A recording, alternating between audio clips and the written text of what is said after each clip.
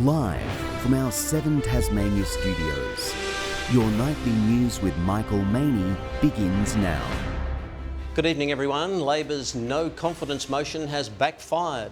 The Liberals now in pole position to form government with a higher vote.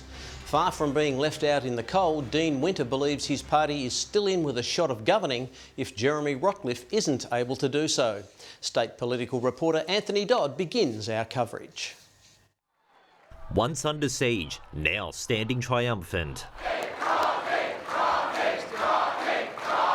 With the Liberals set to secure the most seats, Jeremy Rockliff's effectively calling it a win. I intend to visit the Governor and ask her to recommission my government so we can get on with the job for Tasmania. Pulling 40% of first preference votes as of last night. What Tasmanians clearly voted for yesterday was an end to the political games. Former federal MP Bridget Archer overcome with emotion, getting through comfortably in Bass as a first-time state MP. My promise to people going forward that I will continue to try and do everything I can to be a genuine and authentic representative. Currently projected to pick up 14 seats, 4 shy off a majority. It wasn't a vote for the government so much as a vote to say we don't like the alternatives, we'll stick with you. Needing a few independents on side to form a minority government. I've reached out to the potential crossbench members. Labor's gambit on the no confidence motion backfiring, only receiving 26% of first preference votes. Tasmanians, firstly, didn't want to go to an early election, and the Liberals successfully prosecuted a case about how the election was called. Labelled an all-time low. Labor continues to be in dire straits. They have not got their act together. Projected to hang on to 10 seats, meaning they'll need some form of agreement with the Greens, along with support from independents, to form government if the Liberals can't. We'll work constructively and collaboratively with the Parliament and the crossbench that Tasmanians have given us. Anthony Dodd. 7 Tasmania News. The Liberals might have claimed victory, but it's the highly predicted influence of elected independents which continue to hold the cards. Both major parties need them or the Greens on board, but how to do that without compromising on big issues remains a near impossible task. Election results continue to roll in, but for independents like Christy Johnston, it's celebration station, managing to increase her vote. What we really do want to see, though, is a change in attitude from both the major parties. They cannot continue to act as if they're majority. The team of 5, possibly 6 crossbenchers, crucial to the makeup of Tasmania's next parliament. Last night's election delivering a near mirrored result of the one handed down just 16 months ago. Both major parties unable to form a majority without the help of a progressive crossbench. For an election where people felt they wanted stability, they've created a crossbench which will be even more difficult to manage. Franklin Pickup Peter George, part of the New Look cohort. While the Greens expect to see its 5 sitting members return to Parliament. Their vote seems to have a floor, but it also has a cap. Leader Rosalie Woodruff remaining tight-lipped on the possibility of propping up a government with confidence and supply. And we will do everything we can to have conversations with Dean, with Labor, with independents to talk about how we can have a progressive majority. A conversation Dean Winter seems reluctant to have. We won't be doing deals with the Greens, and I've said this repeatedly. While it's not yet clear when Tasmania's next parliament will actually get to work, it's fair to say there's a big job ahead of them. Budget repair, that's an urgent issue. Tasmanians are very concerned about the state of Tasmania's finances. Votes continue to be counted, meaning we mightn't have a final result until August 2. Ruby Cairns, 7 Tasmania News. For more, we're joined by state political reporter Anthony Dodd outside Parliament House. And Anthony, what happens from here? Well, Michael, as the votes continue to be counted, the Premier's task now is to secure the support of at least 4 independents to be able to cobble together a minority government. Though it remains to be seen whether independents Christy Johnston and Craig Garland, who both supported Labor's no confidence motion against Jeremy Rockcliffe, would be willing to help him govern. Progressive independent Peter George, who looks well and truly set to win a seat in Franklin, may also have reservations about doing so too. Though given David O'Byrne, another independent of course, who previously came to an agreement with the Premier after last year's election, he may do so again. If the Liberals aren't able to make up a minority, Labor's indicated it will attempt to have a go, but with only 10 seats, they will face an uphill battle in trying to do so. And of course, with still many votes still to be counted, especially the early votes, it could be a very difficult feat for any of the 2 major parties to be able to accomplish. And those early votes could also very much determine how our next parliament is shaped. Michael? Well, thanks very much to you, Anthony, and Anthony Dodd at Parliament House. Well, the ballot has widely seen as a referendum on the proposed Macquarie Point Stadium. Both major parties support it, but the crossbench is split. Some greats of the game are now weighing in as they push to keep the dream alive. Despite the election aftermath, the stadium is still in the spotlight, its future hanging in the balance. Former AFL great Royce Hart weighing in. It can't be called the Australian Football League unless Tasmania's in it. The proposed Macquarie Point project so divided. People from other parts like mainland would probably start coming down here more often. It can only improve the economy, jobs, growth, and bring great sports to Tassie. The division helping boot Tasmanians back to the ballot box. A parliament reshuffle sending the stadium and its team into doubt. But both major parties remain steadfast in their support. I won't be abandoning my plans for the stadium. We're not changing our position on the stadium. The Greens not backing down on their stance, using their likely return 5 seats on the parliament floor to scrap the project. We are going to fight and do everything we can to pile on the pressure to stop this stadium. We know that's what's needed. The budget's in a desperate situation. The Tasmania Football Club has weighed in, saying it will work with elected governments and members of Parliament once election results are finalised. The Devils reaffirming all deadlines must be met before 2028.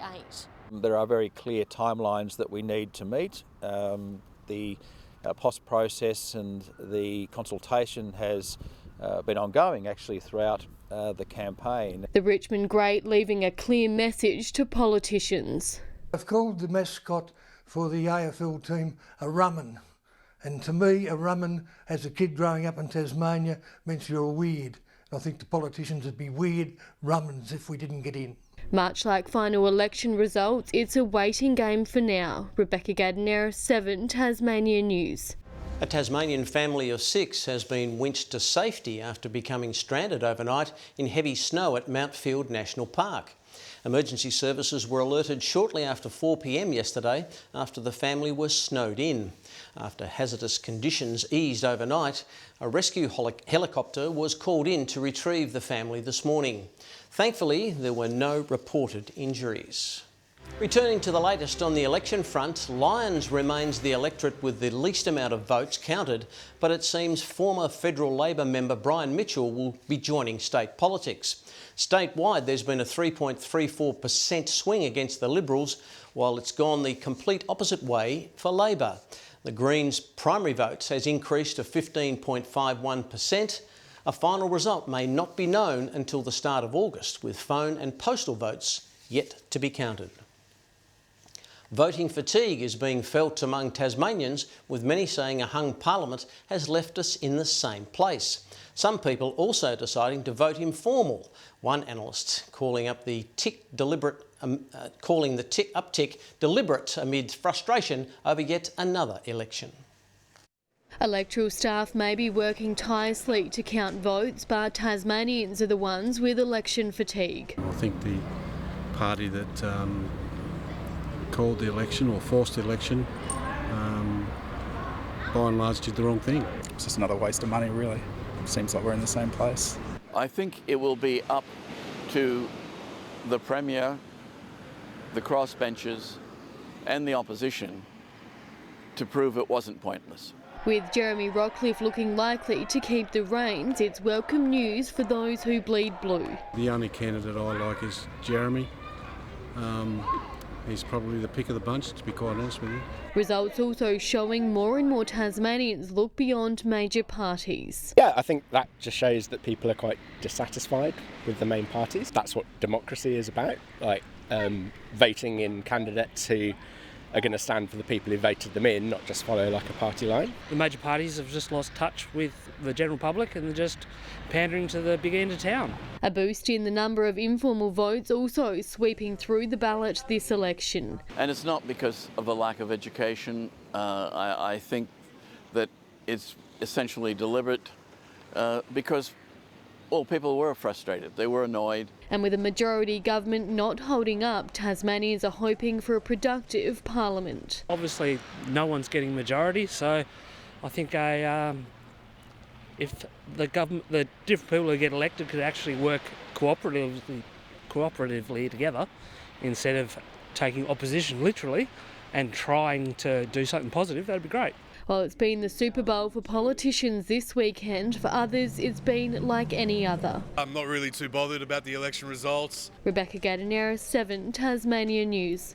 Thousands of students head back to school tomorrow as Term 3 begins across the state. Drivers are being warned to take extra caution and follow reduced speed limits. School zones will be in effect from 8 to 9:30 tomorrow morning and again from 2:30 to 4 that afternoon. Parents are also urged to practice patience behind the wheel to help educate children on road safety.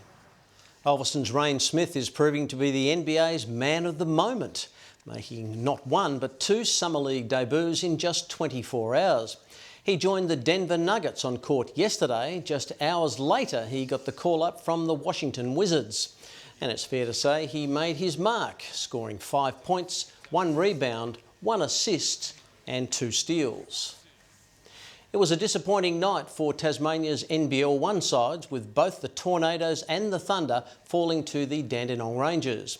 With the future of the 2 outfits still in jeopardy, the games could be well their final outing.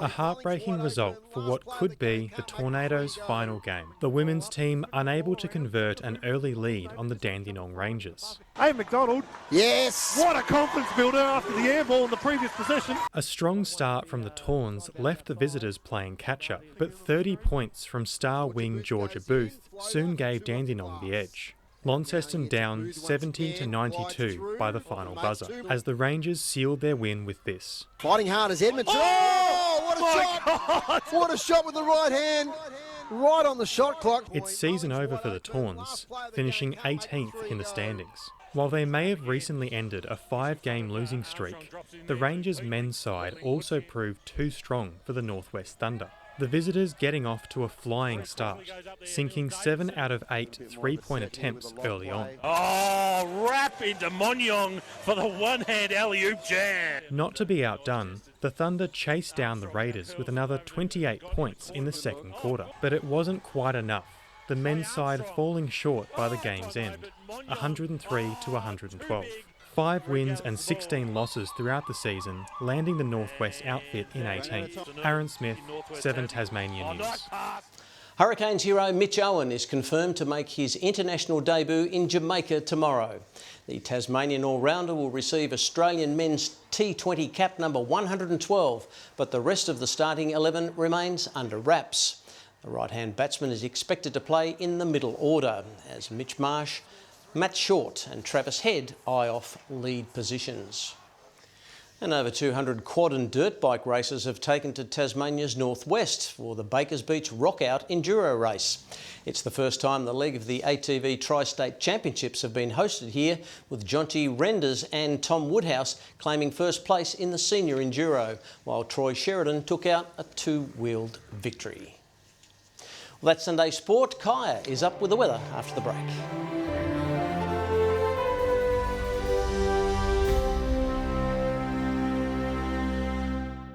Good evening. A cold snap passed over the state in the early hours of this morning.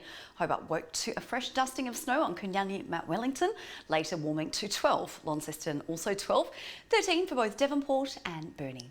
15 was our high at Friendly Beaches. King Island and St Helens saw 14. 13 the common temperature on Flinders Island, Smithton, Lowhead, Grove, Bushy Park and Strawn.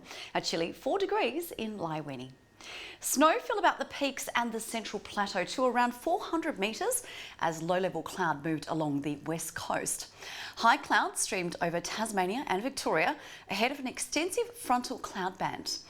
Tomorrow, a strong cold front extends through the Bight into southwestern WA as it pushes along the southern coast of Australia.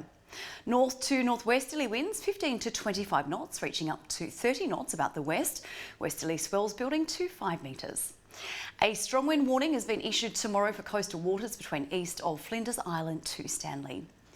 Sunny conditions continue in Hobart and Dover tomorrow. Now they're aiming for 15, an early frost in Ouse with 14 there. A little cloudy in Launceston, 15, 14 and a few showers in Devonport. A similar story in Scottsdale with 13 the maximum. A shower or two in Burnie, 14, partly cloudy in Strawn, 15, 14 the top in Stanley. Possible showers for St Helens, 15, fine in Swansea though, 16, partly cloudy in Ross after a morning frost with 13 expected. Forecast for Tuesday, showers developing about the north during the morning, extending statewide in the afternoon. A frosty start on Wednesday, followed by showers about the west, far south and Bass Strait Islands. Snow's likely to fall to around 900 metres. Another frost and some morning fog continues into Thursday, with light possible showers about the northwest and the Bass Strait Islands. We'll take a look further north now.